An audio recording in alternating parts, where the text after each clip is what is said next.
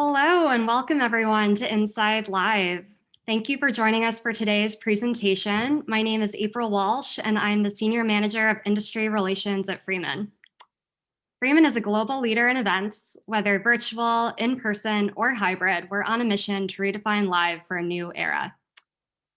Today's content is all about bringing events back safely.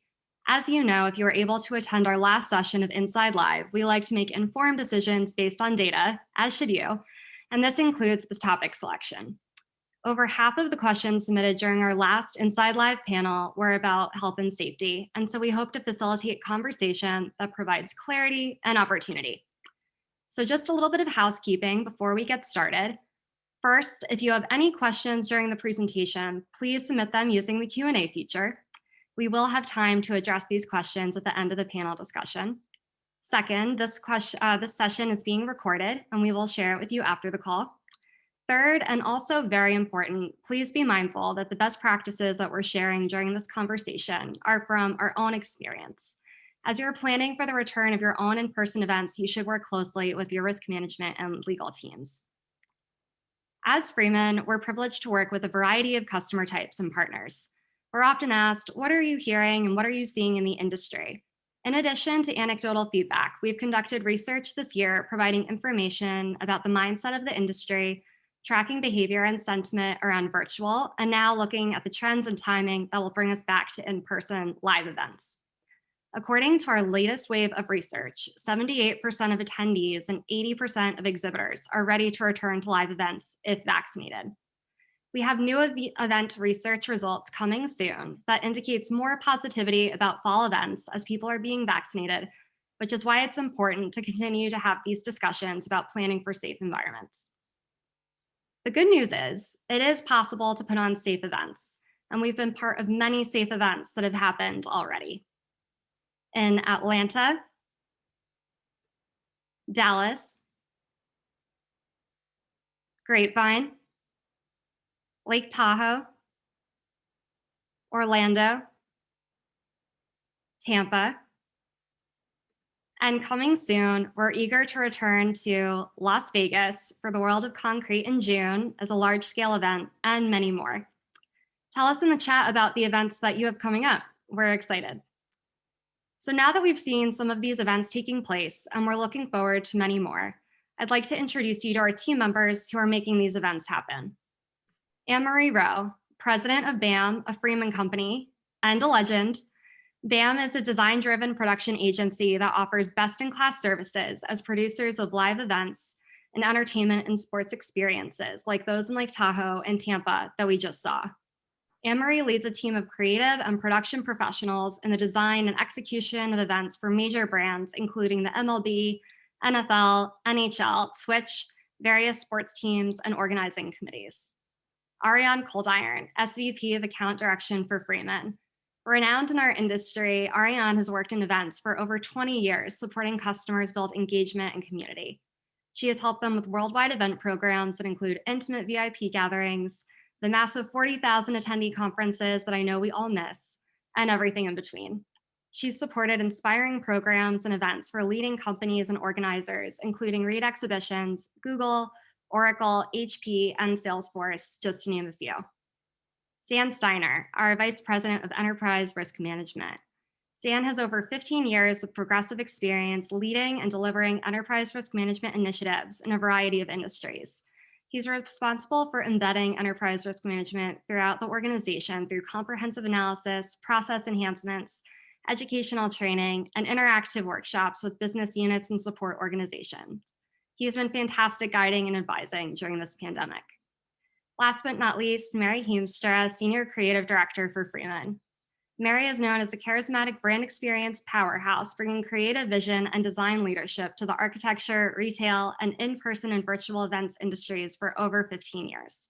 Working with top brands like Microsoft, Apple, and GE, she helps brands build lasting connections with attendees and customers.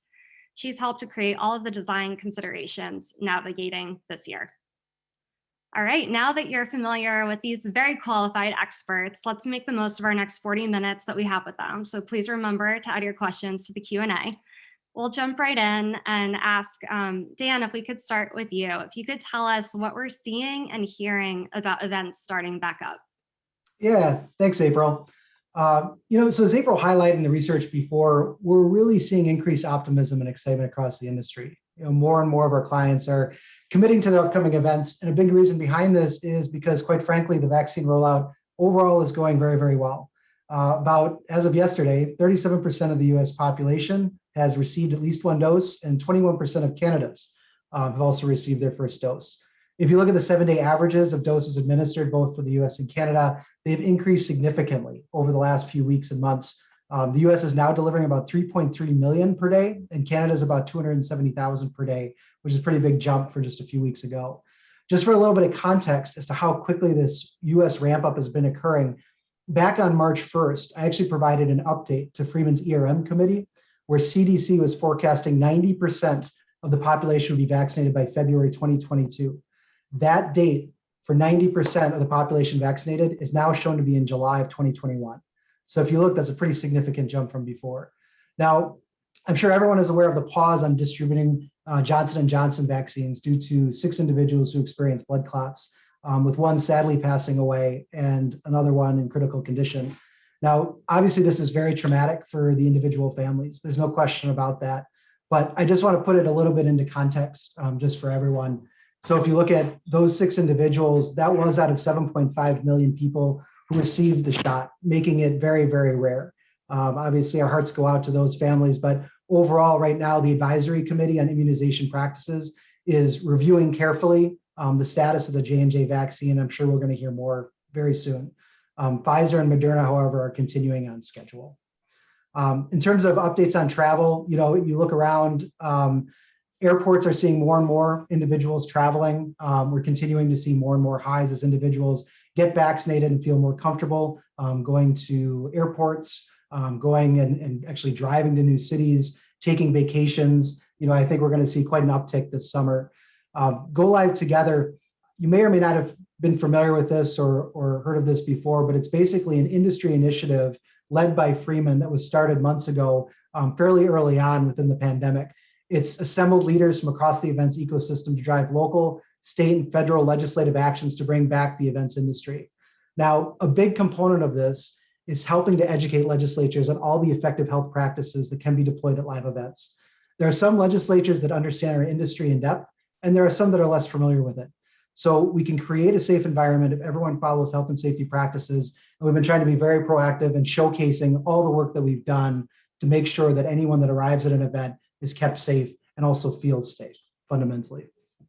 Yeah, and I'll just jump in here and talk a little bit about epistemics. So Freeman and Go Live Together partnered to engage a company called Epistemics, which is essentially a group of epidemiologists who use analytical tools to model anticipated risks that could happen at an event, and specifically about events that are planned in 2021. And so that modeling that they did predicted nearly a 0% transmission rate at events hosted at the size of 20,000 people in 2021. Now, obviously, that's based on certain factors in terms of space, height of the room that you're in, the people that are there, and following CDC guidelines in terms of safety. And each city is going to have a different experience for that. I don't know if you guys heard. I think it was announced the night before last that Las Vegas is going to be making some changes in social distancing that will come out, I believe, in May or June. So those are some things just to keep in mind, but that should you be following all of the modeling that they did and the results of that the transmission rate is very, very, very low. So it's exciting news for us in the industry. I think I was just gonna add in there, in addition to that kind of work, the early progress that the architects and the designers in the events industry came together and took back to health departments and took back to governments to sort of illustrate some plans and approaches to how we could mitigate risk and provide a safer approach, I think is the reason that, essentially some of the sports world has been able to go back live a little bit earlier than traditional events. And, when I watch what's happening, it runs the gambit from, one county to another county, one state to another state. In Texas, we've got full ballparks, and in New York State, we're checking for vaccines and negative tests. but things are really ramping. I will say we're working on a number of events right now for this summer, and the announcements, even what UFC just announced, a full house at the T-Mobile Arena, July 9th. So I think there's a lot of different interpretation of what's acceptable at the moment. Thank you. I did want to ask, there's been positive things with more vaccines, but there's also been some negative press about variants. And how do you think that will impact our industry moving forward? Yeah, so right now we're in a little bit of a foot race between the percentage of the population who's vaccinated and the spread of the variants. Generally, it appears the vaccines do respond to the variants, but we're still learning how significantly they respond. That being said, data today is clearly showing that being fully vaccinated significantly reduces your risk of getting COVID, transmitting COVID to others, and even if you get COVID, symptoms are significantly reduced. Hospitalizations among individuals who are fully vaccinated is extremely rare. The reality is, you may already know this, but many viruses, including the one that we're dealing with now, mutate into variants all the time. That's just the nature of them. Some of these mutations don't do anything. In fact, some of the mutations actually will deactivate the virus so it's no longer causing any harm to the individual. But some of them actually make them more infectious and make them more deadly, which is what we're seeing in the UK variant. One of the many benefits of developing a herd immunity, which perhaps is not talked about quite as much, is that as a population, we're removing places where the virus can live and replicate and mutate and become a new variant. So the less places that a virus can habitate, the less chance that's going to have to mutate into some new variant that we haven't seen yet. So I really do understand and respect that some people have reservations about getting the vaccine, and you should always question anything related to your family's health and your own. I don't question that at all. But I would just encourage you to continue to fully examine and research this issue and just keep an open mind.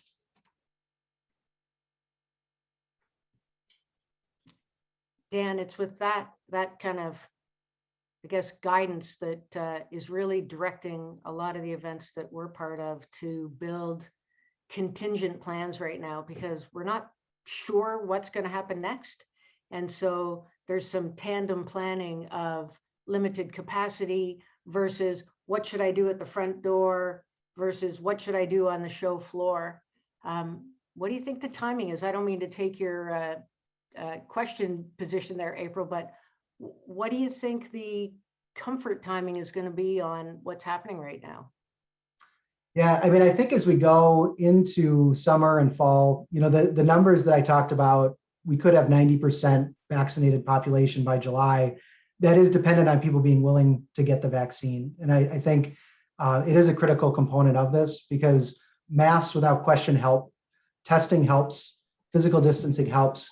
But in the end, if you look as an example to Israel has, like 90% of their population vaccinated, and they're showing about a 90% reduction in infections and new infections going forward. So it is working, and their economy is opening up big time. In fact, we recently talked with American Airlines and United, and they said that flights going to Israel have increased substantially. And when you go to Israel, you actually do have to show evidence that you've received a vaccine. Within the US, each state is going to be a bit different, but I wouldn't be surprised from an international travel perspective if there are many countries that will require individuals to show a vaccine certification before they enter a country. So I think it's really dependent on the population in the end having that vaccination. And if we get there, I think that we'll see continued opening up within the economy if that occurs. As confidence increases about going back to events and all of that, what would you all say are some things that need to be considered if you're going to have an in-person event? I'll take this one. So for an organizer, really determining what the audience is and what their interest is and what their needs are. I just returned this morning from SISO, which is the Society of Independent Show Organizers, an event that took place in Florida. And for that audience, for independent show organizers, there's a real desperate need to get back as soon as possible, not only for your livelihood perspective, but from a personal perspective of the interactions and gaining the knowledge. And it was interesting to see that a lot of the information that we talked about there, I had attended virtual events and I had listened to it, but I found myself far more engaged in that sort of live environment. So really understanding what is right for your audience, surveying that audience, and understanding what your goals are and what you're trying to accomplish. Obviously, there's a lot of things that you can do really well virtually. And there's a lot of things you can do really well live. So knowing that you're talking to people, you're keeping the conversation two ways is really important to get that type of information that you need. You know, what we've been doing is building out risk assessments with show promoters or show organizers, and trying to build a policy against that risk assessment that would suit the needs of the event, you know, sometimes to a greater or a lesser degree. And then this allows us to build an event operations plan around the policy decisions. And we've all been in flux. We've all had plan A plus, plan B in the hopper. And as time comes down, we can take the decision. I think we've all this whole year had nothing but the fastest track planning cycles we've ever been part of. And I don't want to do this forever, but I think that there are enough sort of contingency plans now that have been developed that we could move from an event that said, hey, maybe we just need a mask policy and we want to allow limited capacity, to something that needs to be a little bit more restrictive, where you build in proof of vaccine or proof of a negative test at the entry.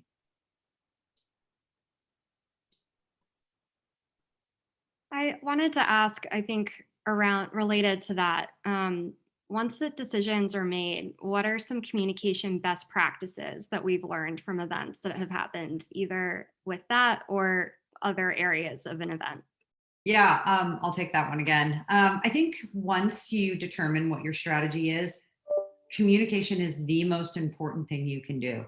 We have been working on some events, as April highlighted earlier in the presentation. And I think one of the key learnings were, when you are deciding to do something or not to do something, communicating that out early and often is so critical, because that allows your attendees, your exhibitors, anyone who's going to be there, the opportunity and the choice to make decisions that are right for them.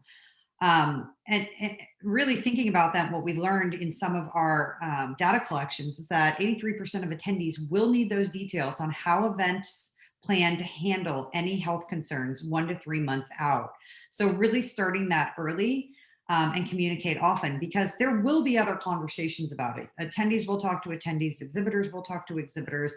And as long as people have all the information they need in a timely fashion to weigh those decisions and see what's right for them as an exhibitor or right for them as an attendee, then you also have a much better frame of mind for those people when they're communicating via chats or message boards or anything like that. So it only helps your brand to really support that. So having those details and commit to what those plans are early and often are going to save you a lot of heartache in the long run. There's some really great examples. If you look at the sports teams website, every single sports team has a drop down to their health and safety practices or their health and safety policy, and they're really well narrated. That'll show you the broad difference in what people's approach is to safety right now. But I think it's a really good guideline, and I think people are now accustomed to just checking out the website, going to look for that, policy on health and safety, and that's where they're getting their information. Mm-hmm. Anne-Marie, in some of the events where you've been working on a plan B or a plan C or whatever comes after that, have you had to share changes in communication with attendees that were participating? And could you tell us a little bit about what that's like?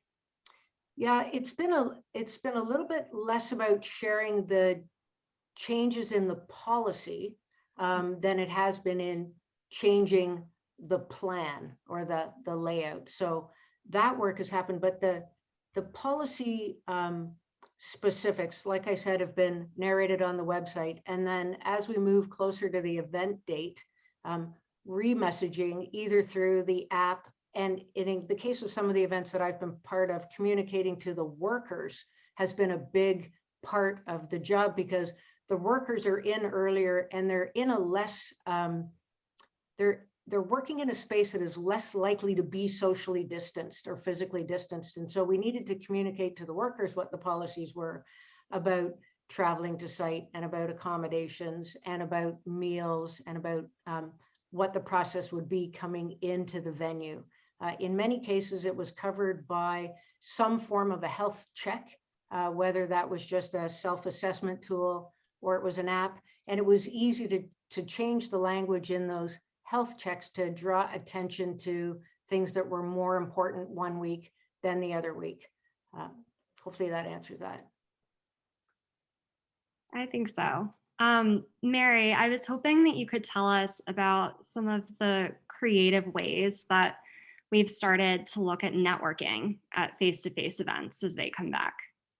Yeah, there's a lot of ideas kind of running around, and interestingly, we still approach networking at face-to-face events, with the same considerations that we would pre-COVID, with some added, considerations or complexities. Really, we always want to consider multiple different types and sizes of say lounges or networking opportunities. Consider formal and informal. But now we're considering spacing, the density of furniture or of lounges themselves. There's huge consideration around audio, right? I think we've all been in spaces in even at the grocery store now when there are partitions, plexiglass screens, things like that, and masks involved, and there's huge audio kind of challenges there. So really being mindful about where in a venue we are placing things. As well as the types of furniture we're selecting, things that are certainly cleanable, that's always comes top of mind, but also perhaps that can help with those audio concerns as well. In terms of creativity, one thing that I've seen really successfully come to life in planning is the opportunity, especially as we round the corners of summer, to get outside. Transmission is far, far lower to none outside outside of a venue.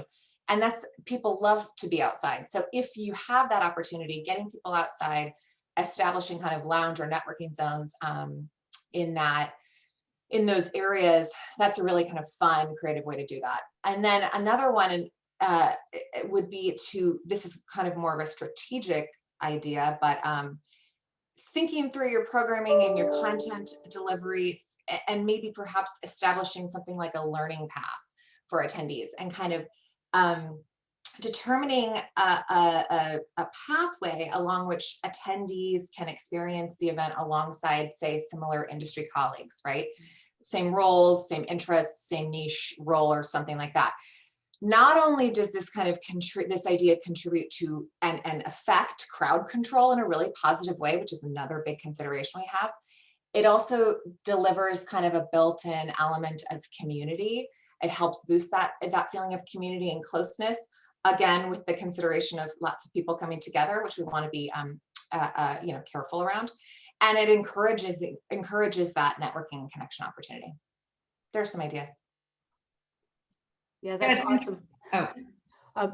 One of the things Mary and I were talking through last week is the work that needs to happen beside creative on the operations side. So to operationalize the creative in these event schemes, when we're looking at static space or dynamic space, figuring out what's the best way, from the approach to the venue, getting through the front door, for us to build in mechanisms and points of interaction for all of the attendees that are still going to support the COVID plan on top of the event, because we don't want to hold events that are super COVIDized that take away from the whole reason that we're there. And so that operational layer, whether it's timed entries or extended hours, or in most cases, just additional staff that can message what the fundamental rules are as people are sort of gathering, maybe just a reminder of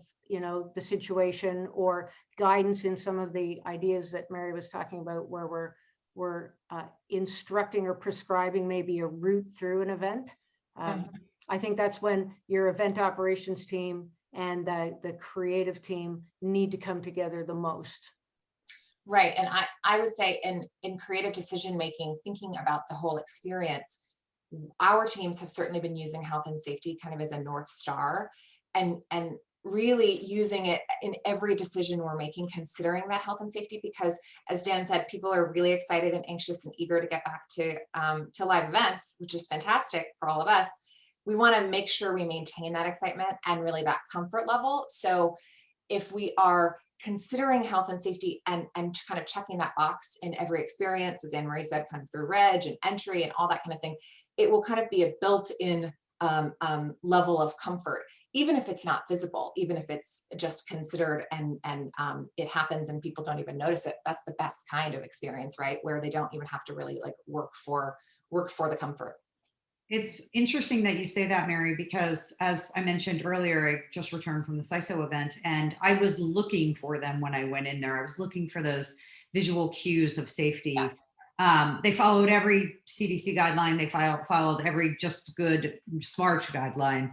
Mm-hmm. And I noticed it all the first day, and then I forgot that those things were there. I didn't notice the plexiglass anymore. I didn't realize, like, I didn't think about the fact that we were spaced so far in the keynotes and that the breakout rooms had 2 people per table, and, you know, all those things that have just become so natural to us. Mm-hmm. And again, all networking and activities that we could do outside, we did outside, which made a big difference because you could actually then see people's faces, and that sort of experience was really quite beneficial. So yeah, it's important to note that you will notice it, and then it will just become natural to you as you're at the event and having that experience.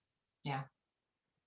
You know, that drive to get back, I was reading sentiment surveys, and while the percentages of people that are dying to get back is really, really high, the level of concern remains pretty high. But I think if we can build credibility in the communication, and if that approach to the venue, like you said, Ariane, is, okay, yeah, these guys got it, I feel pretty good, that's going to help everybody, because we'll be able to use some of the successful event examples over the next couple of months as a little bit of a, you know, reference to everything that we're going to plan into the fall. Another question that we've gotten is about the people who aren't ready to go to the in-person events just yet. How are we connecting them with those that are at the event at home and in person? I have some thoughts on that. So, and I think Ariane touched on this a little bit. It's always important to remember kind of the whole arc of an experience, right? We oftentimes approach these thinking very singularly about the day of experience, but also consider an attendee visiting a website or receiving an invitation early on. That typically is a digital, or it has been and continues to be, right? That's obviously a digital experience. So consider those things that are before, during, at the live event, and post. By engaging on that digital level continually through the event, you get the attendee comfortable and certainly familiar with kind of that method of engagement, and then an opportunity to engage.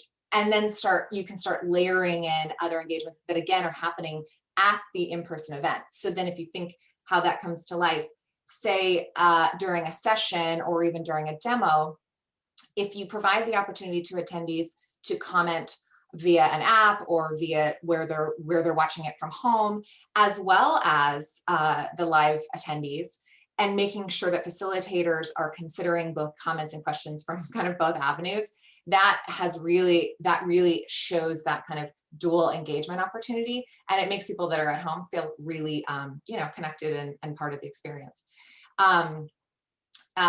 Also, if you think about it more logistically, kind of from a physical perspective, make sure you are indeed planning for and providing space for people to connect with those people online. If we think about a networking opportunity, right, with someone that's on site and someone that's in their home, make sure you're providing areas where they can connect. So rethinking the introduction of, phone booths.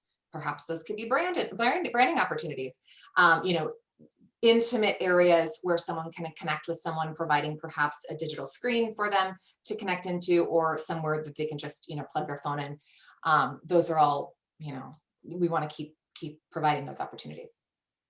And isn't it the bonus of this really pretty terrible situation that we've all lived through, is that we're finding solutions, and will be to a point where people that felt they couldn't attend an event in person for whatever reason whatever the accessibility reason was, will now have a way to participate in these events in a way that they might not have been able to before. And isn't that a great thing? Because ultimately, we're designing for the broadest audience possible, not just the individual that was able to get on the airplane or travel to the venue. That's actually going to bring the whole events community up a notch, I think. Mm-hmm. Mm-hmm. So this is the last question that we'll ask before we get to the Q&A from the audience. But from the events that we have seen that are running in person, can you tell us a little bit about the feedback that they've shared and what their experience has been like? Yeah, I can jump in here. Again, I'll just use an example from this week, but I talked to quite a few people who, a large portion of the audience who attended happened to be vaccinated. And these were people who were vaccinated and still concerned about attending the event. And as the event got closer, they had registered, they could still not come, and they're sort of vacillating, and then saw the registration numbers go up and saw more about what they were doing at the event in terms of health and safety and what that approach was going to be like, and said, okay, I think I'm ready to do this and go. And the result of that was kind of pure joy, right? Like, I made the decision, I came, I had such a great experience. So from that perspective, in terms of what we're hearing, that's amazing. We did an event back in February in which we actually provided COVID testing, and we ran the testing sites at the event. And you can imagine that there are you won't go into this thinking of every challenge there could possibly be and how people could react to this emotionally, right? That's a big part of what this is. And to be able to work with those people and talk them through it, some of it is a feeling of what's right and what's wrong. And some of it is fear-based. They've never had a COVID test before. They don't know what it's like. They're afraid that it's going to hurt. And when we went through this process, at the end of the testing, you were able to give your opinion on whether or not this was a positive or negative experience. And we got a 97% positive experience on testing of 3,850 people. So that to me was such an epiphany moment of saying, when you're looking after people and you just want them to be safe and you want them to be happy, I think that resonates with them. And as they go through that process, they recognize it. So I think that for the most part, it's been a very, very positive experience. I don't know if anyone else has seen anything different, but those are the experiences that I've been seeing. Thank you. All right, so we're going to take a look at some of these questions that we have from the audience today. Dan, I think that this first one will be for you. How is Freeman working with venues and conference centers to adhere to COVID precautions? Sure. So if you go back to April of 2020, that was actually the first time that Freeman issued our health and safety guidelines. Over the last several months, we've actually met typically on a biweekly basis with many of the heads of major venues across the country: Las Vegas, New York, Boston, Orlando. And so it's a great opportunity for us to get together, share best practices, talk about updates in the industry. And if you go through their guides, which we did, we would often share our guides back and forth and talk about maybe differences, talk about where we're the same. I think what you'll find, despite maybe a few minor differences, is overall, they're pretty much stating the same types of health and safety practices. We're trying to be as consistent as we can. Obviously, there might be some differences due to state or local rules or regulations that are different as you travel around. But overall, I mean, what I've found without question is that the major venues take health and safety very seriously. And so we've had an opportunity to continue to contact them, let them know our thoughts, get feedback from them. And it's been a great opportunity for learnings across the board. Thank you. I have another question for you, Dan. This one is about our latest CDC guidelines. So what is the recommended way to clean and disinfect event space? Sure. So our industry overall, among other industries as well, have adopted the GBAC standards, which is the Global Biorisk Advisory Council standards for cleaning and disinfection. And it basically sets out expectations and best practices around how you make sure you're properly disinfecting an area.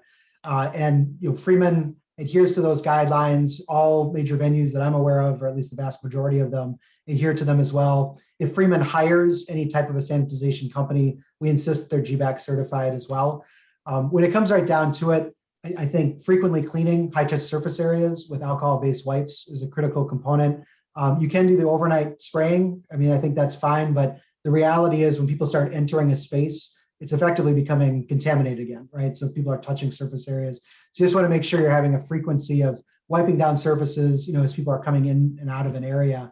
But overall, I think it's important to note, a few months ago, the CDC released guidance that said the touching of surface areas and then touching your face is a much lower risk of being infected than they first thought.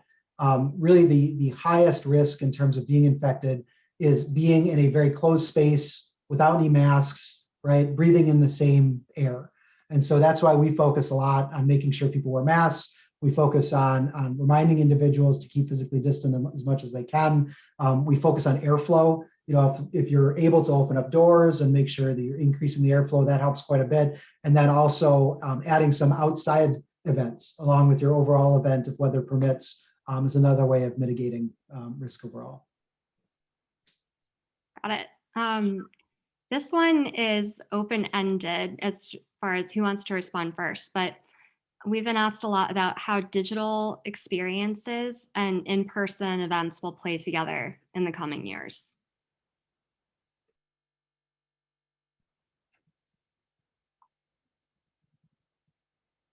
Ariane, I think you're muted.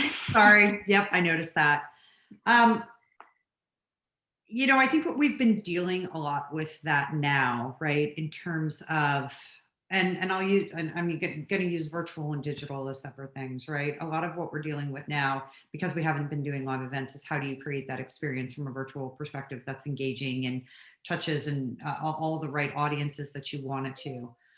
In a panel or discussion we did a few weeks back, I had a very interesting comment made by a client that comes from a technology company who said, it wasn't really about how much time somebody spends on my site or how long they attend the event for, but based on who they are and what is important to them, what are they getting out of these events? Are they spending, if they're a developer, are they spending 2 hours in training a day? Well, that's more than I can ask for. I would rather them do that than spend 6 hours listening to keynotes and other things about the business. Are they getting the right targeted information?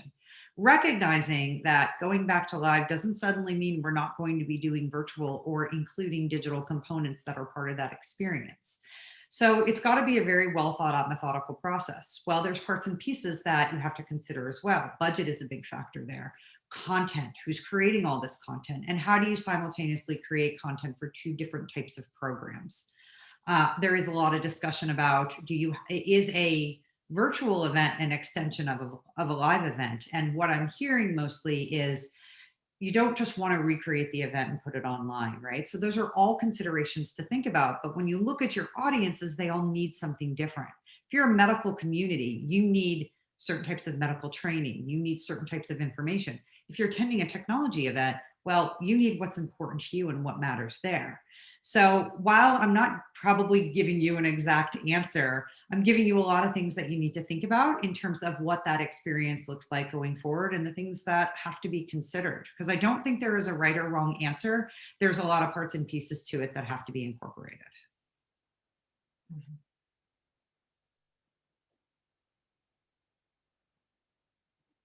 You're on mute, April. The joys. I can't wait until we're back in person. But anyway, we've had a lot of questions come in about registration. So I was hoping that we could talk a little bit about some safe ways that we've seen registration done so far. Yeah, I mean, I think, organizing it so that, there's as much touchless registration as possible before the event. And I think even before COVID, technology was moving in that direction anyway, where individuals were able to register in advance. So in the end, it creates efficiencies. Obviously, then people aren't grouping together all in one spot. Basically, they can put on all their information in advance before even getting on site. I think that's a big component of it. I think that's the ticket, Dan, is touchless registration, and that brings a challenge for people that maybe can't bring it home, or where the badge is, a more integral part of the identity of the attendee at the event. I think we're going to see a lot of evolution around this in the next short while, because everybody is working on better registration components, and in turn trying to figure out how you might incorporate, if the time comes, any of the things like proof of a vaccination or proof of a negative test as an automatic upload or a scan to registration, so that you don't have a two-stop process in cases where there is a health check at the front door. We also had a question come in about if we see vaccines becoming a requirement for travel and events this year. Yeah, so that's a good question. We meet with a whole variety of different groups, and that includes airlines, that includes venues, and there's a little bit of uncertainty as to whether or not it's going to be mandatory. One example, you see different states having very different decisions in terms of this, like digital health passports. There are some states that are basically banning the use of digital health passports, which effectively would limit, any type of a company or location from verifying whether or not somebody had a vaccine. And then you might see some states that say you have to have it for certain situations and certain scenarios. So I think, probably like a lot of things, it's going to vary quite a bit, which I don't like to give that answer. I'd love if there was kind of just a consistent approach, just so we would know. But the United States is a patchwork of different types of political philosophies, and so we'll see. I don't think it'll be a consistent across the board. I think there might be some scenarios where you will have to have it, and others you won't. I will say that we probably will see more of it in international travel, like I mentioned before. So if you wanted to fly to a certain country, then you may very well have to show proof of vaccination to get into the country. It's interesting, Dan, in Erie County, they just announced that the Buffalo Bills will allow a full stadium this fall with proof of vaccine.